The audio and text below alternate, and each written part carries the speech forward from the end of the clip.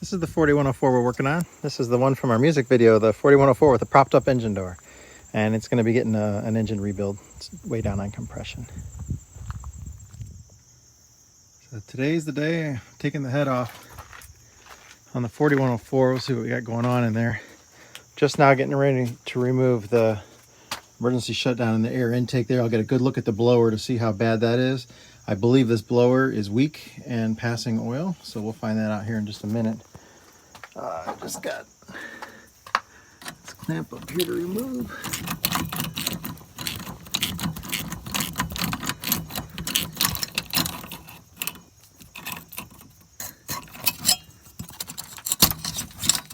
And that should do it.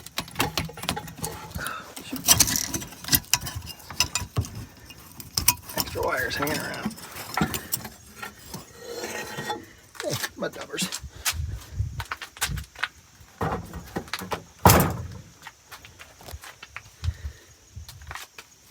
Oh, look at that buildup of crap.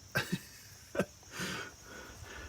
don't want that falling in the blower, so I'm gonna tape that off before I start cleaning it up. I'm definitely not gonna pull that gasket off there, but you can see the blower lobes are blackened, but they don't look too wet. Normally when it's leaking real bad, yeah, they're black like that, but it's real gooey wetness in there, and I don't see that right now. So we'll get into it some more in just a second. Just some of the crap I scraped off the top of the blower. I'll just pile up on there. All right, gotta remove the governor.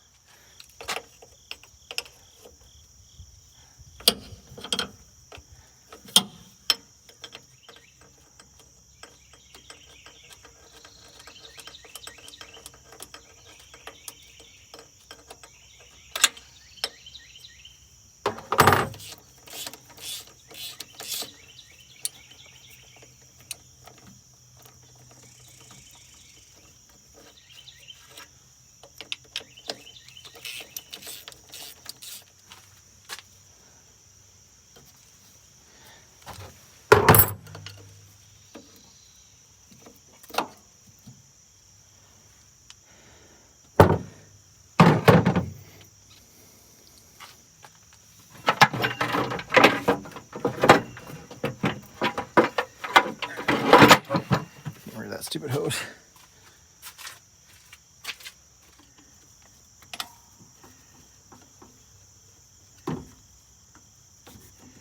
In order to get into the governor here, you gotta disconnect the fuel control rod.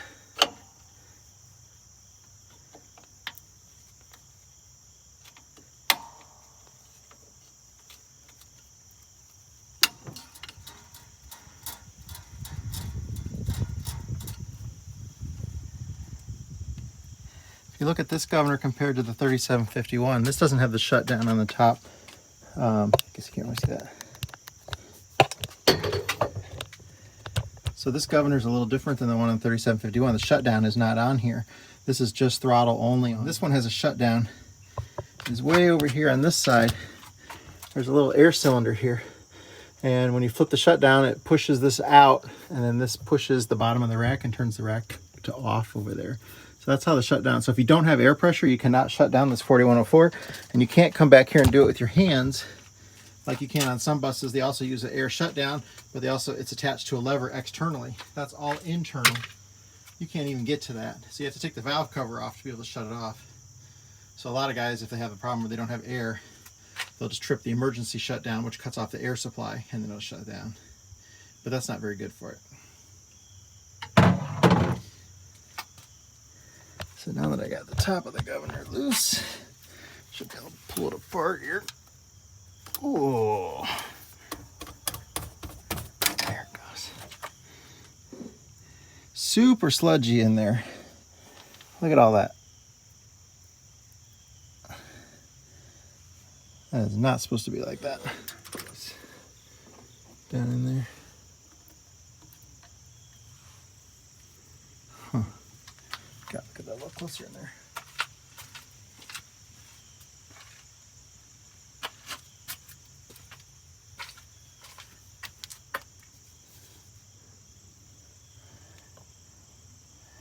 Ew.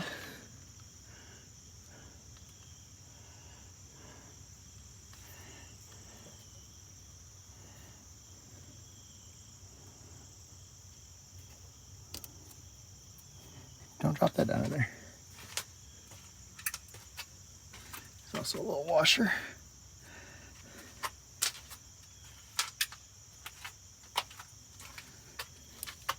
That'll allow me to take the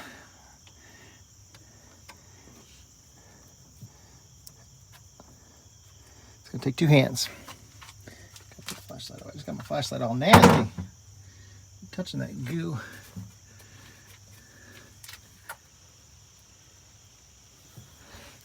Both the little feet just broke off that cotter pin in my fingers. Came out easy though. All right, and then you pull the little pin out. Ow, bang your head. That's what happens when you work on a 4104.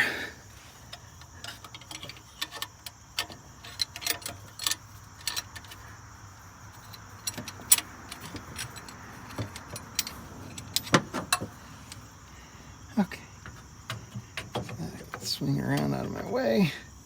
Got that off.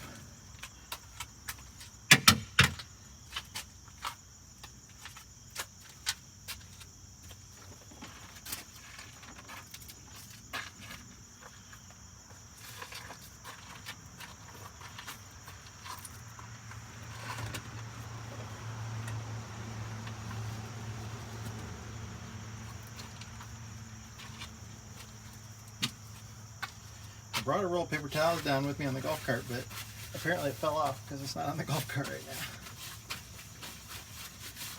now. Okay. Let's see. 7/16 wrench works the best for this to get this governor off here. You can't really get a socket in on it, and you can't fit a ratcheting wrench on it, or it's just a crazy little get up.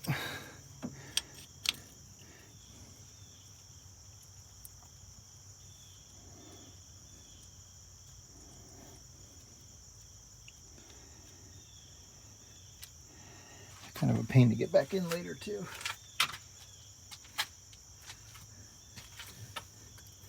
It should take me about 2 hours to have this head off.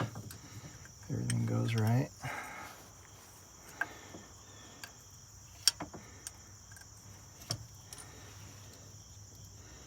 Exhaust manifold will come off in the back. This has 2 manifolds of split exhaust on it.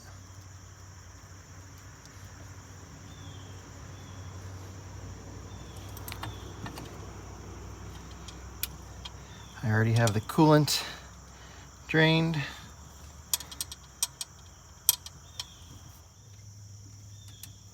I'm a little concerned about his radiator over there. There's a bunch of JB weld. It's like originally welded with, it's aluminum and it is welded, and then there's JB weld on top of the weld, which means it's not holding up very good. Now this just hooks in the bottom. There's 2 little fingers that go in the back of the blower drive there for the governor.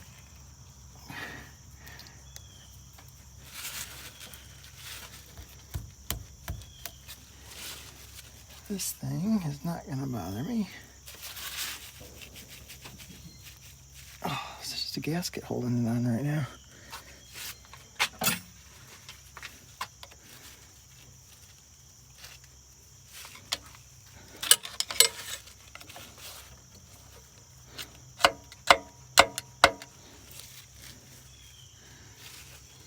Okay, it don't like me.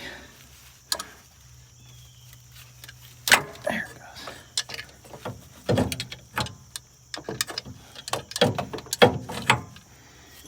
I probably gotta take this off.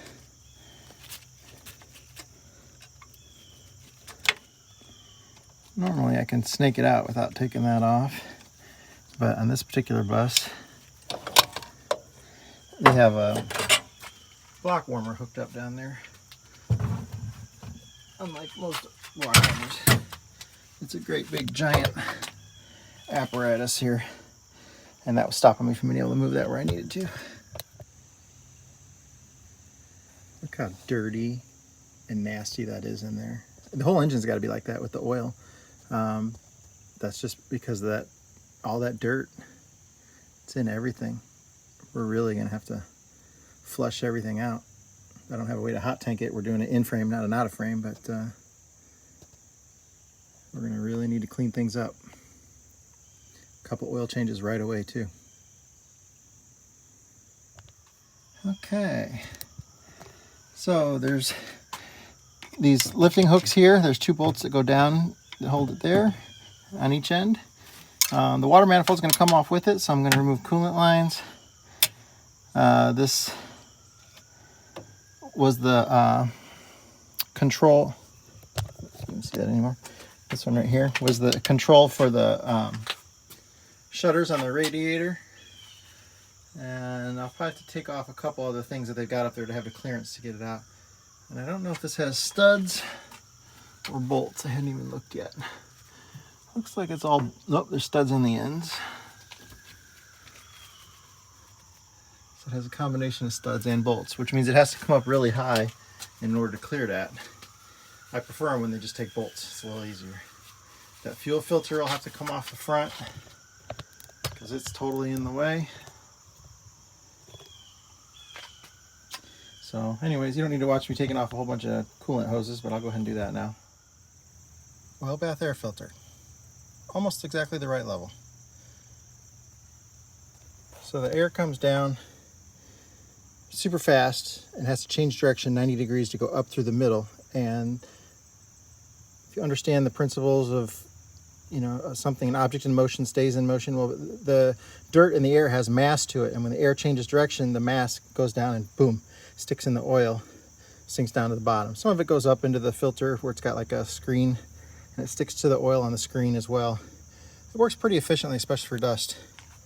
This is probably why the engine has no compression, because both of these are completely empty. There's no oil. Well, there's just a residue of oil on the bottom, but it's not doing any filtration. It's just circulating the dirty air. It's going right in and out, right back up into the engine. That's why the oil is so nasty and gooey. That's the quickest way to ruin a Detroit diesel is by dusting the engine. And you can see, I mean, it's just, there's a powdery dirt residue over everything here. And the air filters have not been filtering air for a long time, and it's just been sucking dirt right through it. And that's why it's down on compression. The dirt goes in the cylinders, wears the cylinder walls, the rings. It gets into the oil, just everything. It's just, you got to have an air filter on it, and 1 out of 3 isn't going to cut it. That's kind of how the oil bath air filter cartridge is supposed to look. Look how dirty. All the dirt. I don't know if I can get all 3 of them in a shot at once, but very nasty. So looking in the blower here, you can see that that's all dirt. And you can look at the front edge of the lobes and see how much dirt has gone through there.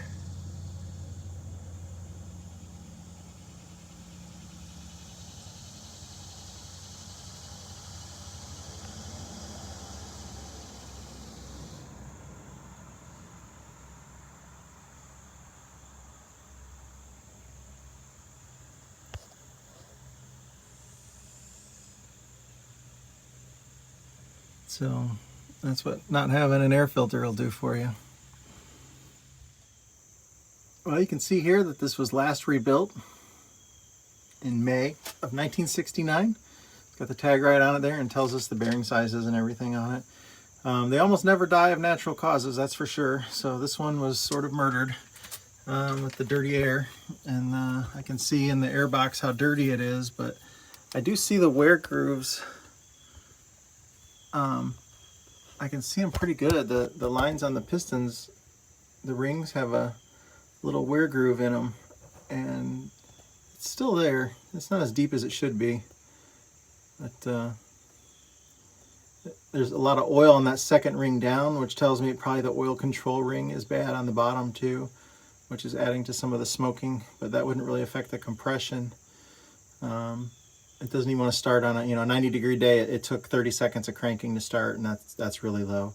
Could be a valve issue too at this point. The valves are leaking and it's not getting compression up there, but we're gonna just keep tearing into it and see what we got here. But that's definitely pretty nasty in there,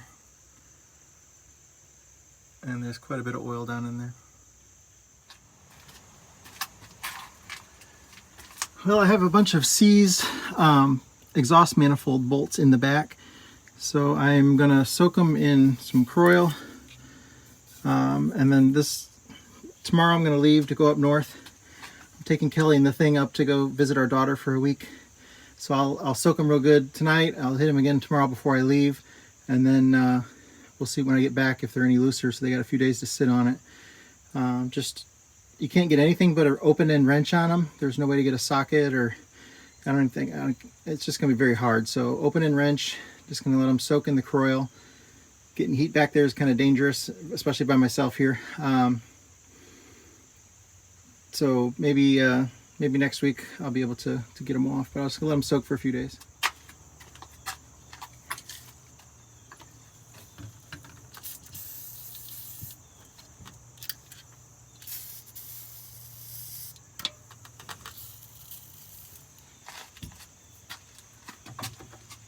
That Croil usually can work wonders.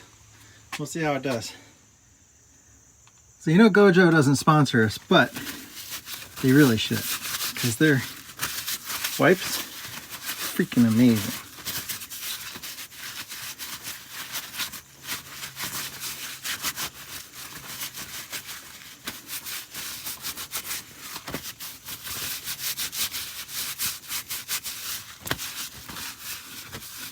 Yeah, it's like a dirt magic trick.